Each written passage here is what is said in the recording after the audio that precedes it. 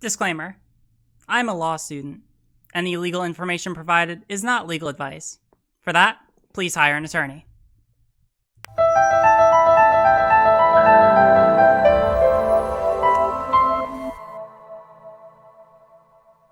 Hey Hobbs, you there? I am here. Hey, how you doing? I'm doing pretty good, actually. I'm in the Outer Banks this weekend, so getting to spend some time keeping social distance, but some time in the sun and on the beach. So it's been kind Mm. of relaxing. Oh my god, that's wonderful. I have been just enjoying the shit out of driving 6 hours back to Baltimore. I'm sure. Yeah.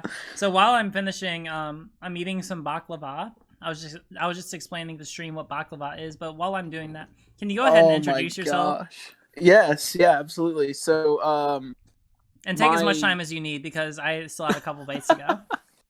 absolutely, and from whenever we were vacationing together, you know how much I love Mm-hmm. baklava too. So Oh I yeah. will give you all the time that you need for that. So, hello everyone. I go by Theamain on the Discord and on YouTube and all that. My name is actually Matt Hobbs. I went to undergrad with Riley. We both participated on mock trial together. And currently, I'm going to school in Raleigh, North Carolina, at Campbell, the Norman Adrian Wiggins School of Law that is associated with Campbell University. And I am now officially, having passed my exams for this past semester, a 3.0 in law school. Something that I'm sure and that I know Riley's talked about Oh yeah. here on the channel before is doing mock trial. I'm actually doing that in the law school environment right now. Campbell has one of the best mock trial and advocacy programs in the country as far as that goes. A little, throw some shade out there. We actually beat Riley's Law School in a couple of competitions, so no big deal.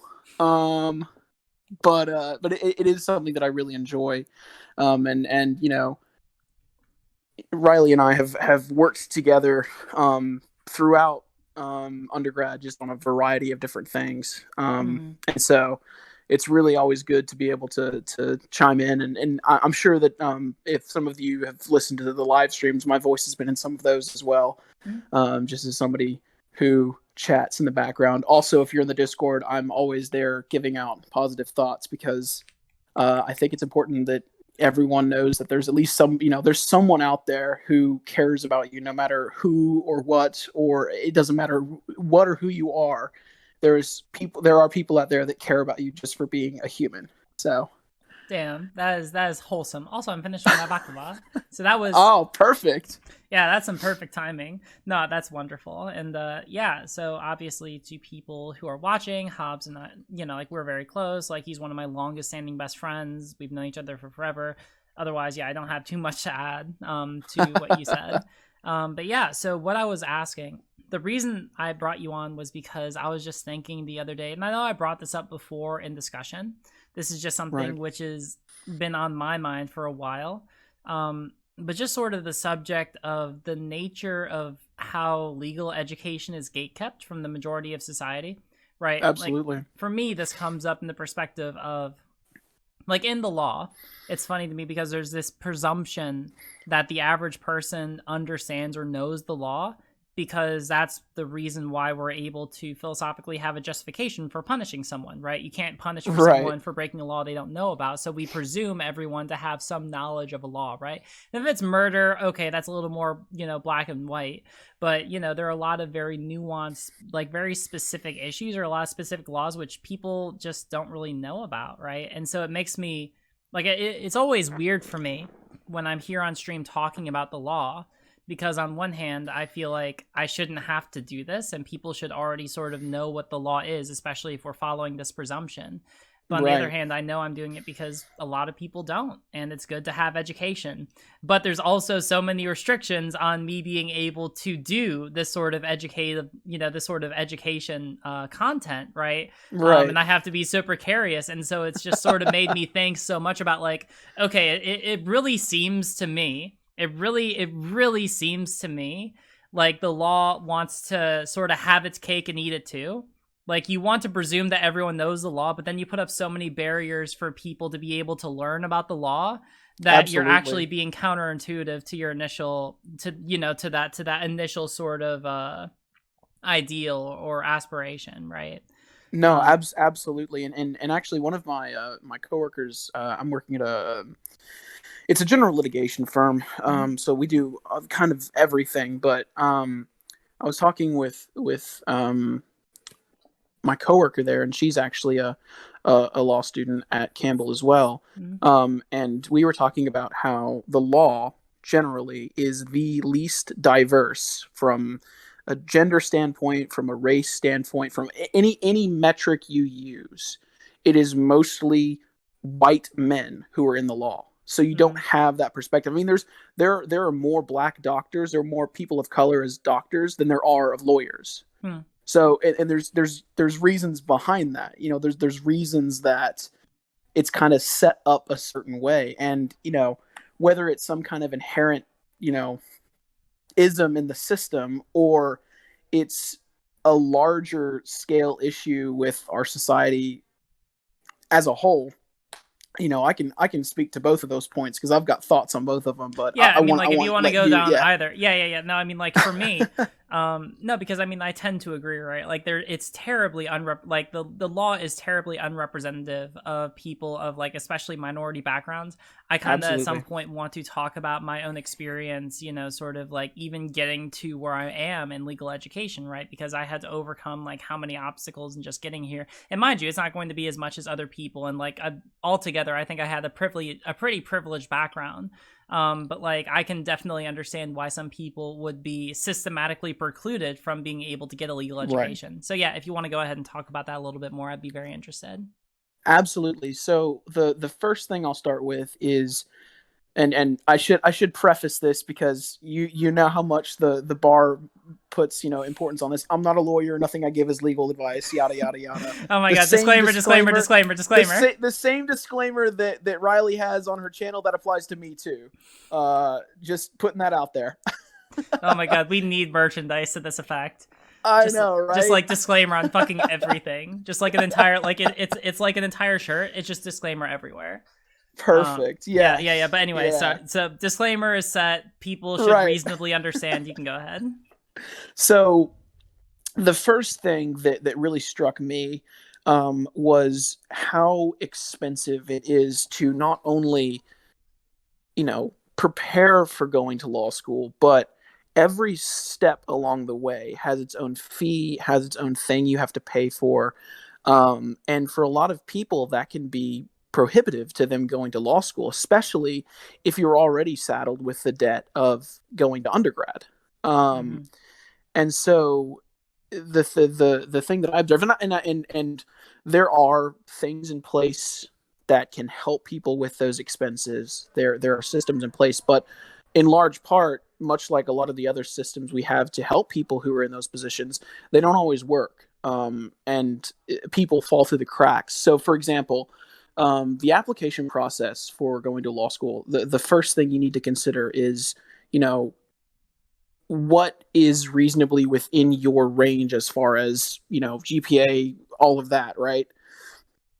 But then you have to take the LSAT, Oh and the fuck. LSAT for anyone who is currently listening to the stream, or for you, Riley, I'm sure it is one of the worst things I've ever done in my entire life.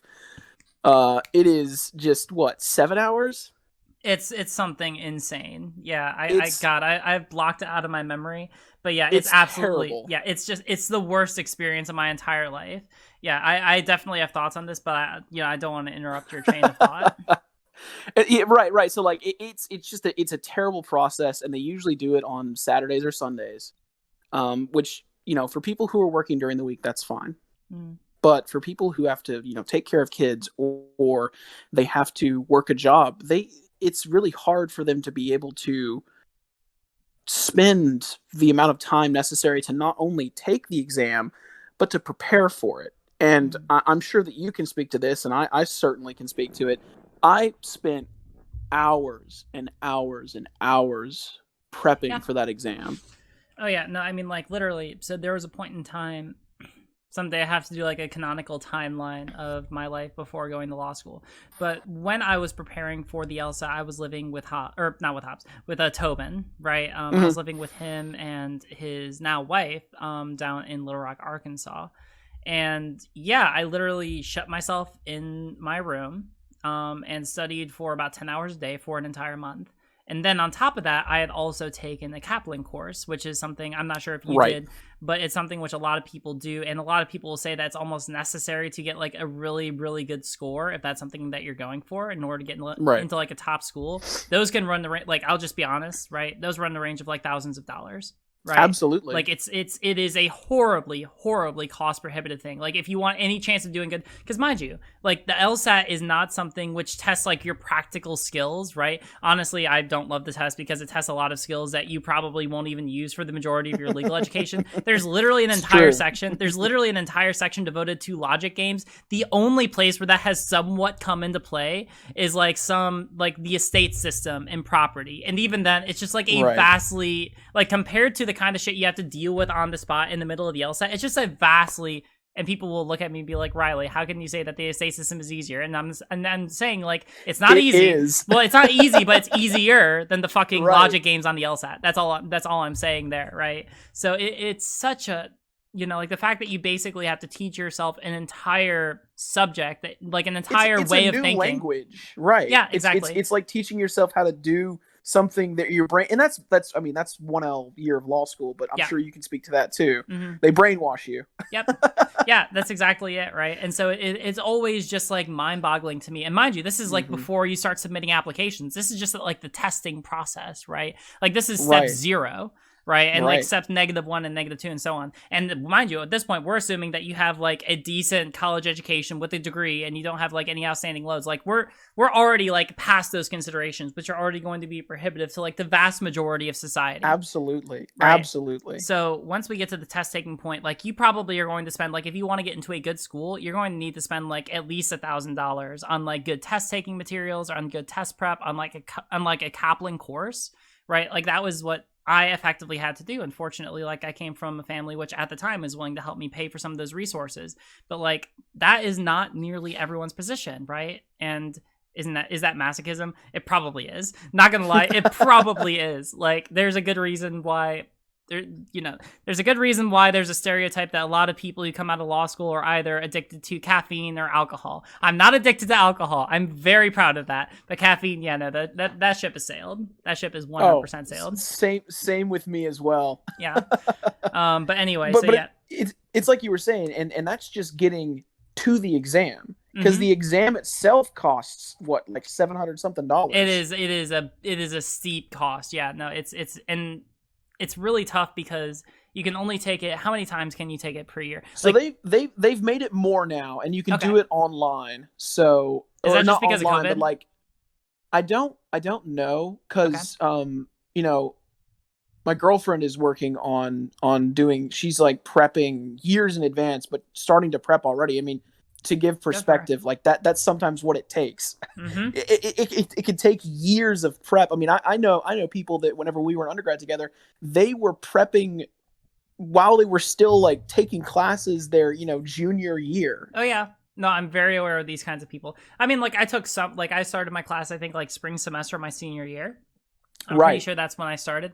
And that's probably when the vast majority of people start. But like if you want to do like really well, the point is that you need to be in such a good position in your life, such a privileged position, that the vast majority of people are going to be prohibited even before you send in an application, right? Either because of not having or be very lucky and get get the one scholarship that's available, or the very limited scholarships that are available for those kinds of things. But those, I mean, you're talking, 1 in 100,000. Yeah, exactly. That. Yeah, and when we're trying to like have larger systemic change, where we're actually trying to bring people from like largely marginalized communities, whether it's people who are poor or people of color or other various demographics which do not see representation in the law, bringing in like 1 or 2 token kids, like just out of like the charitability of your the good hearts and probably the optics of it, it's not the way to do it.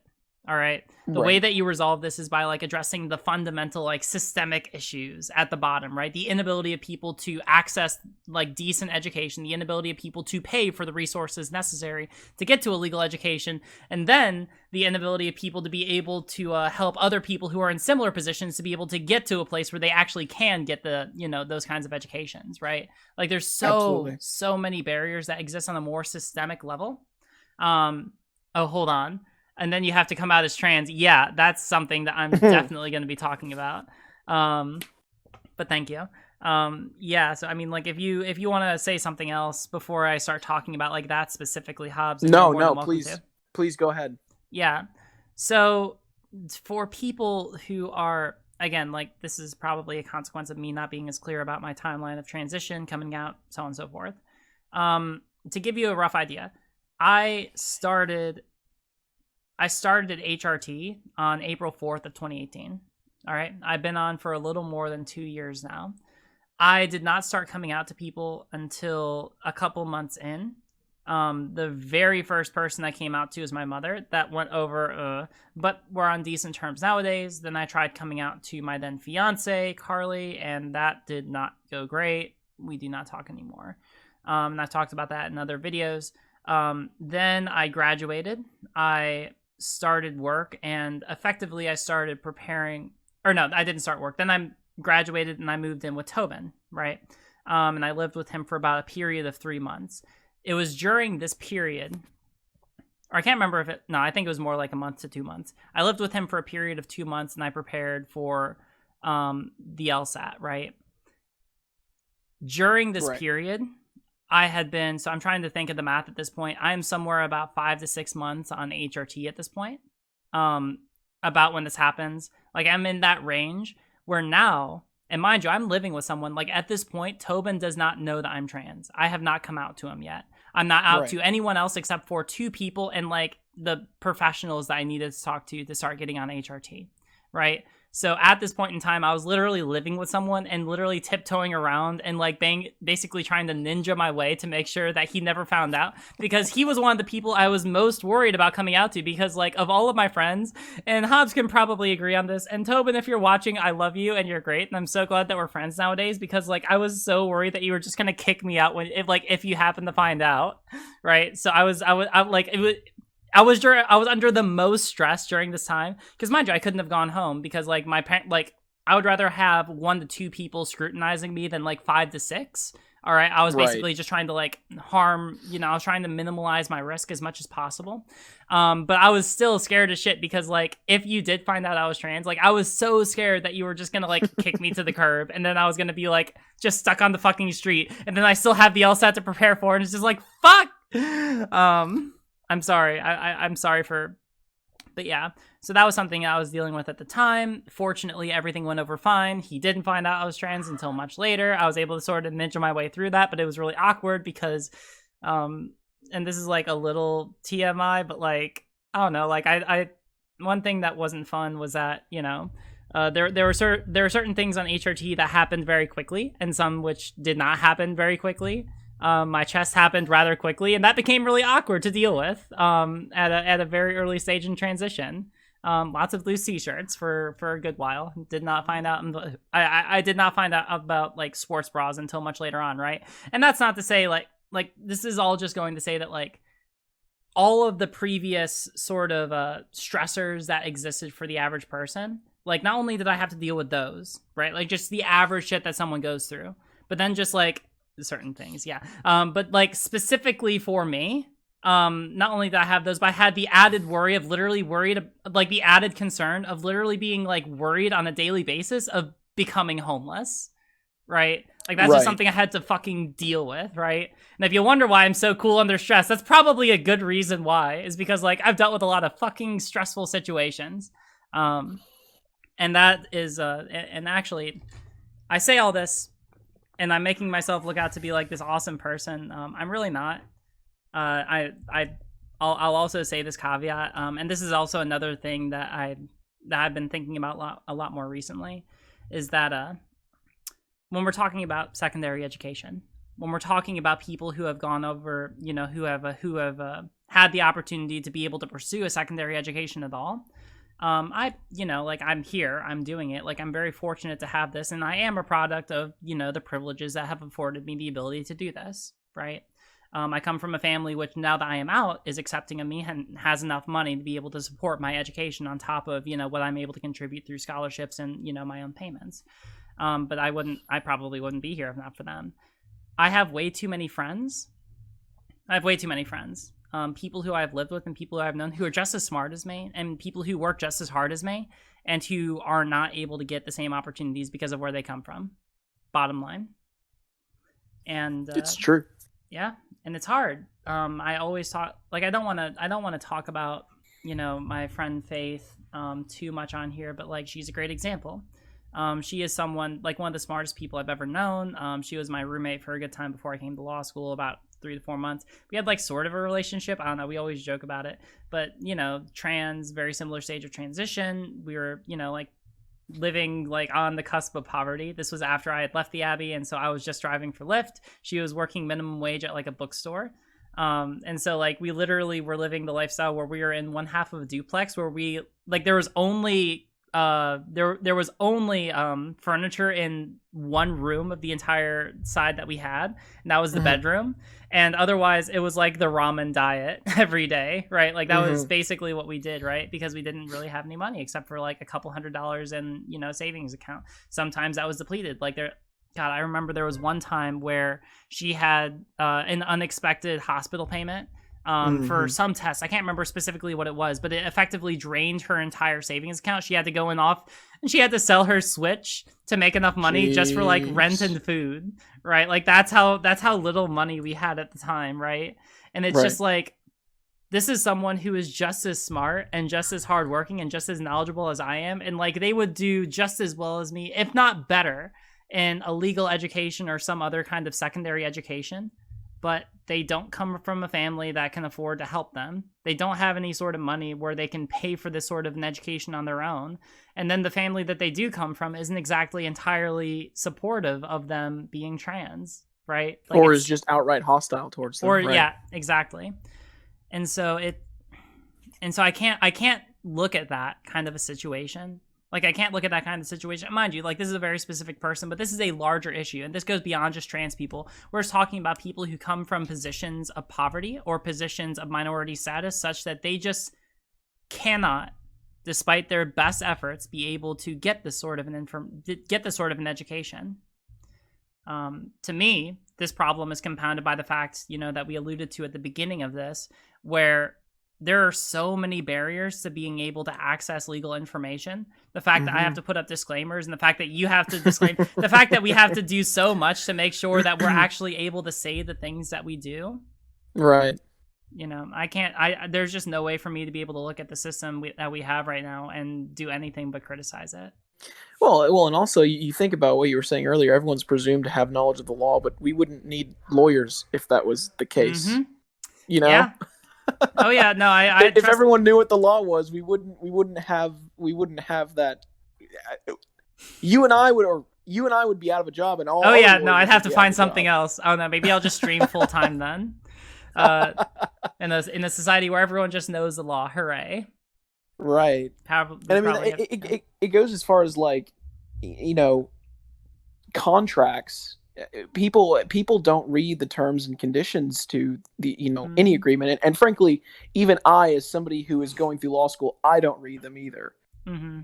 But I do have the perspective now of knowing exactly what kind of hell I can find myself in for not reading that contract. Oh yeah. But the law presumes that you do read that contract, so it doesn't matter at all. I have to be nitpicky unless it's like a contract for a sale of goods. Then you gotta Dang it! What kicks in then? It's I can't remember. The UCC. Yep, UCC. Yep, UCC kicks in. But that's a whole nother discussion. Chat, you don't need to worry about that. Don't worry. It's just black. It's black. Basically, like, I did work with contracts this past semester, and it's still like I enjoyed it, but it's still black. Yeah, no, I get that. The TLDR for chat is that, like, there are some instances, especially like when we're talking about the purchase and sale of goods, where like someone could hand you like 100-page contract and like 90% of it doesn't matter. Yep. Yeah, that's about which right. is which is actually hilarious. But like aside from that, yeah, no, everything that Hobbs says is absolutely right. Like people, like the vast majority of contracts that we agree to, most people don't read them, and it's tough because people can end up in some really fucked up legal situations because of it, and don't really have any means of getting out of it because they either don't know how or aren't able to pay for the way, or aren't able to pay other people to be able to tell them how to get out of it. I'll tell you one of the best and kind of most frightening examples of this, and I don't know if it's still true today, but it was true my 1L year, is in the Uber user contract. You agreed to arbitration, and for those of us, for everyone in the chat that doesn't know arbitration is where you go before a private judge that Uber hires that solves your dispute.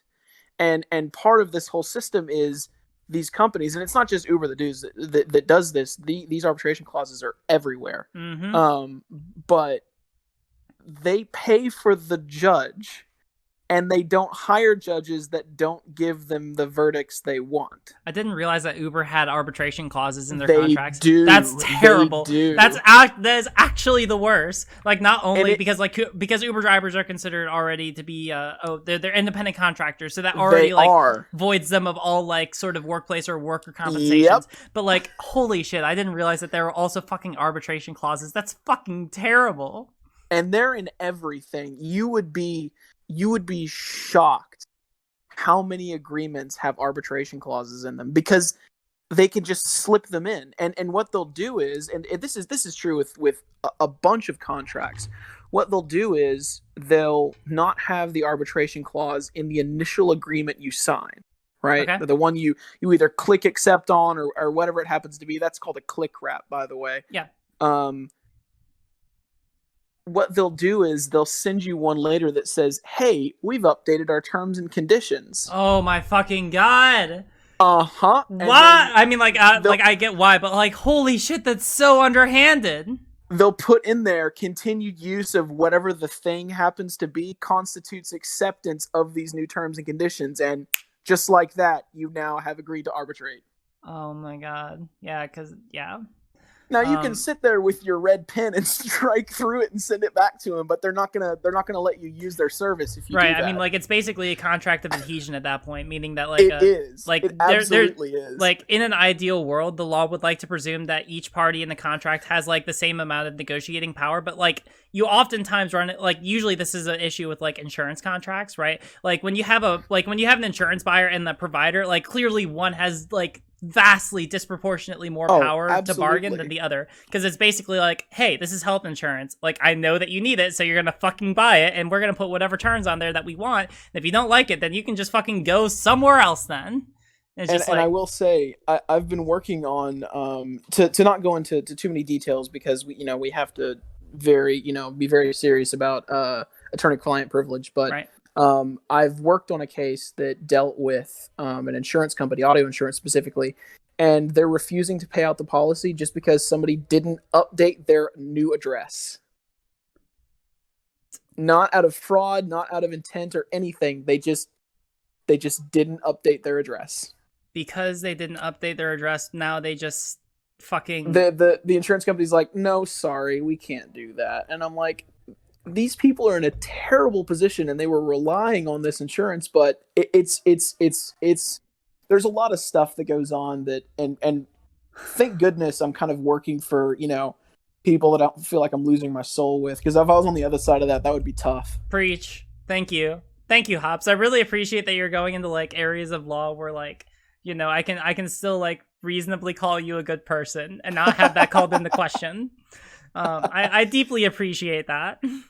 Well, I don't know if you remember when I was working at that family law firm in Memphis, our senior year, and the firm that I was working for was doing dependency and neglect cases. And for people who are listening in on this, dependency and neglect cases are really, really heart-wrenching. I mean, you're talking about kids who are like beat up, who are abused, who are just in terrible, terrible situations.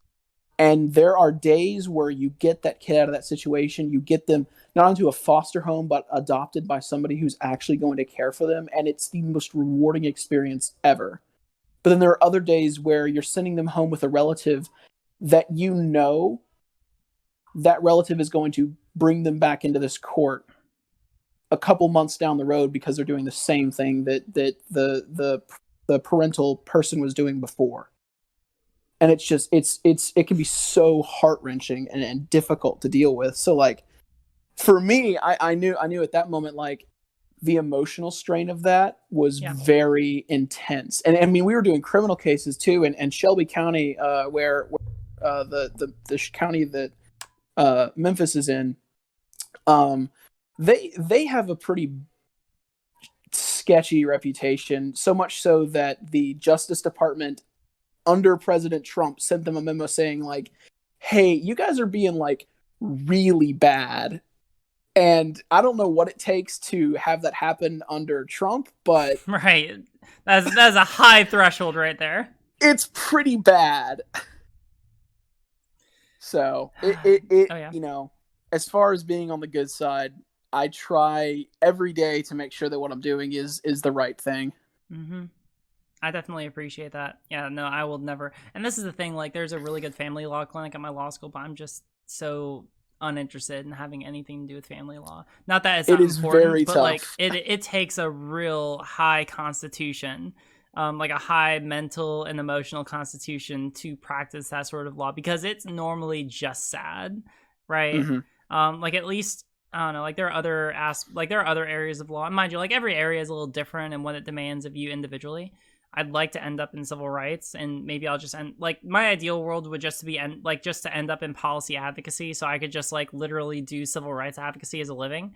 But if I had to, like, see litigation, like, everything demands a little bit different of you, but family law is definitely, like, probably the most demanding as far as, like, the emotional aspect of it.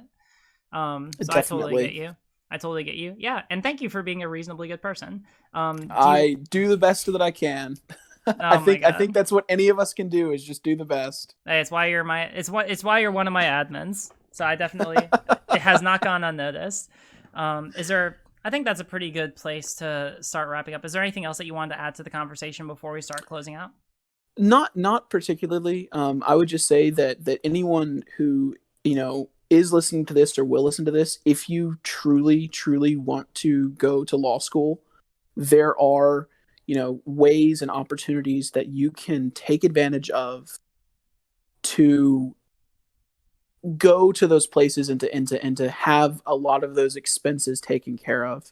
Mm-hmm. And I know me saying that, I will fully admit, as you have, Riley, like, I have come from a position of privilege, but I will say that there are systems in place to help you reach that goal without, you know, basically selling your soul to a bank. So don't give up hope on that if that's your dream. Yeah. And actually, that might be something that is good to look into as something that we undertake, is not like a major project, but, you know, like compiling resources for people who do want to pursue a legal education and who otherwise are sort of prohibited by the barriers that we've been talking about. Absolutely. That definitely. might be something definitely worth. Yeah. I'm always, I got to be careful because I'm always like thinking of projects to undertake, but that sounds like it might be time worthy if there's enough interest about it. Right.